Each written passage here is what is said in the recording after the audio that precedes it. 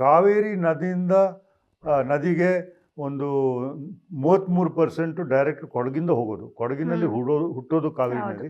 ಮತ್ತು 33% ನಮ್ಮ ಅರಣ್ಯ, ಕಾಫಿ ತೋಟ ಮತ್ತು ಗದ್ದೆಯಿಂದ ಹರಿಯೋ ಇದು ವಾಟರ್ ಅದು ಕಾವೇರಿ ನದಿಗೆ ಹೋಗೋದು. ಸೊ ಇವಾಗ ಈ ಇಕೋಸಿಸ್ಟಮ್ ನಾವು ಹೆಚ್ಚು ಡಿಸ್ಟರ್ಬ್ ಮಾಡಿ ಇದರಲ್ಲಿ ನಗರೀಕರಣೆ ಮತ್ತು ರಿಸಾರ್ಟು, ಲೇಔಟು, ಟೂರಿಸ್ಟು, ಡೆಮೋಗ್ರಫಿಕ್ ಪ್ರೆಷರ್ ಹೆಚ್ಚಾದರೆ ಅದು ಕಾವೇರಿ ನದಿ ಮೇಲೆ ಅದು ಪ್ರಭಾವ ಬೀರ್ತದೆ. ಮತ್ತು ಕಾವೇರಿ ನದಿ ದಕ್ಷಿಣ ಭಾರತದಲ್ಲಿ 8 ಕೋಟಿ ಜನಕ್ಕೆ ನೀರು ಕೊಡ್ತದೆ. ಕರ್ನಾಟಕ, ತಮಿಳುನಾಡು ಮತ್ತು ಕೇರಳ. ಇಲ್ಲಿ ನಮ್ಮ ಕರ್ನಾಟಕ ತಗೊಂಡ್ರೆ ನಮ್ಮ ಮಂಡ್ಯ ರೈತರಿಗೆ, ಮೈಸೂರು ಸಿಟಿಗೆ, ಬ್ಯಾಂಗ್ಳೂರು ಸಿಟಿಗೆ ಎಲ್ಲ ಇಲ್ಲಿಂದ ನೀರು ಹೋಗೋದು. Bangalore city 1.3 crore people.